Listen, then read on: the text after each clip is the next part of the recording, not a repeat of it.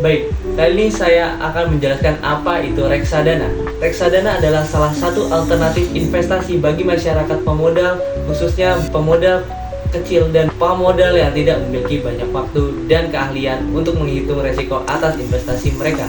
Reksadana dirancang sebagai sarana untuk menghimpun dana dari masyarakat yang memiliki modal, mempunyai keinginan untuk melakukan investasi, namun hanya memiliki waktu dan pengetahuan yang terbatas.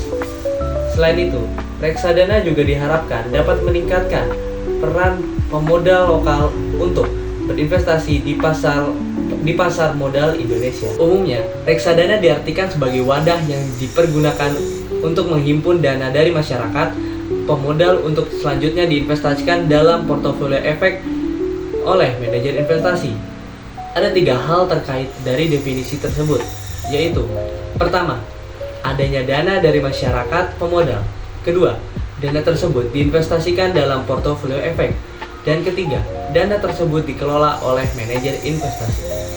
Dengan demikian, dana yang dalam reksadana merupakan dana bersama para pemodal, sedangkan manajer investasi adalah pihak yang dipercaya untuk mengelola dana tersebut. Pada intinya, reksadana adalah wadah investasi yang menghimpun dana dari banyak investor untuk kemudian diinvestasikan dalam portofolio efek seperti saham, obligasi, dan lain-lain oleh manajer investasi. Secara sederhana, reksadana adalah investasi yang pengelolaannya dilakukan oleh profesional dan tidak dapat dikelola sendiri oleh investor. Reksadana memiliki beberapa fungsi utama yang menjadikannya instrumen investasi populer, terutama bagi investor pemula. Berikut adalah fungsi-fungsi reksadana. 1. Menghimpun dana dari masyarakat. Reksadana berfungsi sebagai wadah untuk mengumpulkan dana dari banyak investor. Dana yang terkumpul kemudian dikelola secara kolektif oleh manajer investasi. 2. Diversifikasi investasi. Dengan dana yang terkumpul, manajer investasi akan menanamkannya ke berbagai instrumen, saham, obligasi, dan pasar uang, dan lain-lain, sehingga resiko berinvestasi tersebar dan lebih terkontrol. 3. Dikelola oleh profesional. Dana investor dikelola oleh manajer investasi yang berpengalaman dan memiliki keahlian dalam mengelola portofolio investasi. 4. Akses mudah dan terjangkau. Investor bisa mulai berinvestasi dengan modal relatif kecil, biasanya mulai dari 10.000 sampai 100.000. 5. Transparansi dan regulasi. Reksadana diawasi oleh otoritas jasa keuangan dan laporan kinerja secara rutin. Biaya-biaya harus diumumkan secara rutin kepada investor. 6. Likuiditas tinggi.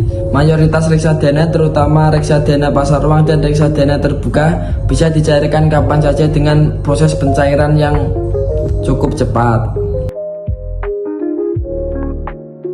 Manfaat dari reksadana menawarkan beberapa manfaat seperti modal awal yang relatif terjangkau, risiko yang lebih terkontrol, dan potensi imbal hasil yang menarik. Reksadana mempermudah pemodal untuk melakukan investasi di pasar modal.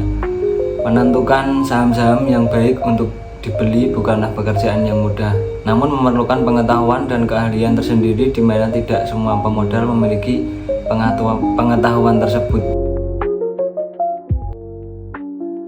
Berdasarkan karakteristiknya, reksadana dapat dibagi menjadi 2 kategori, reksadana terbuka dan juga reksadana tertutup.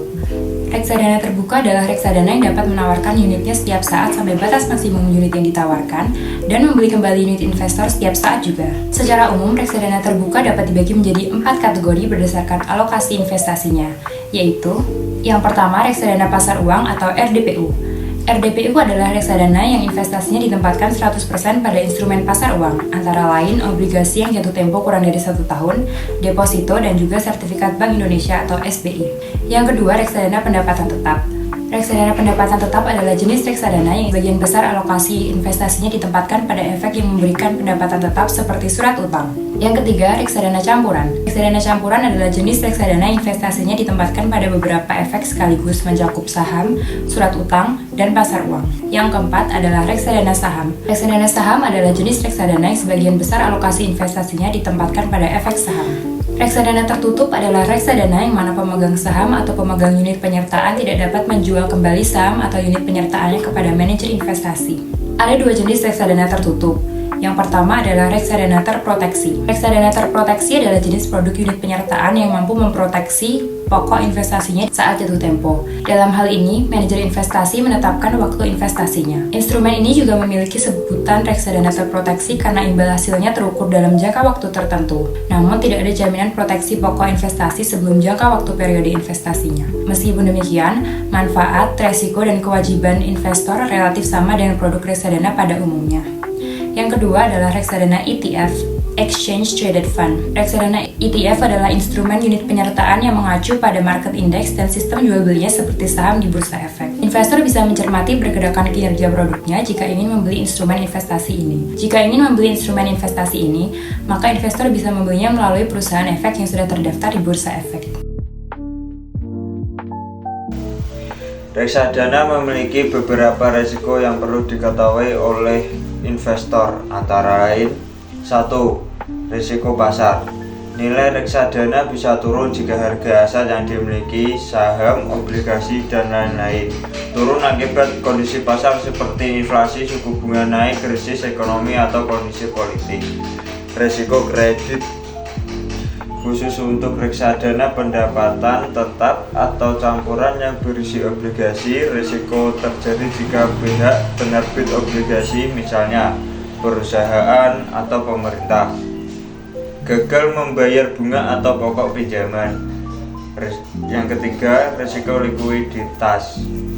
Risiko ini muncul jika manajer investasi kesulitan menjual aset dalam portofolio untuk memenuhi penarikan dana dari investor.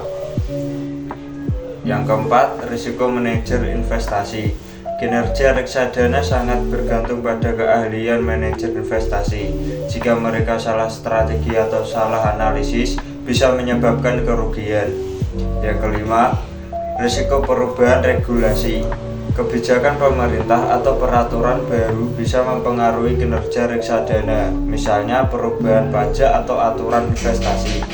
Yang keenam, risiko nilai tukar. Jika reksadana berinvestasi dalam aset luar negeri, perubahan nilai tukar rupiah terhadap mata uang asing bisa mempengaruhi nilai investasi.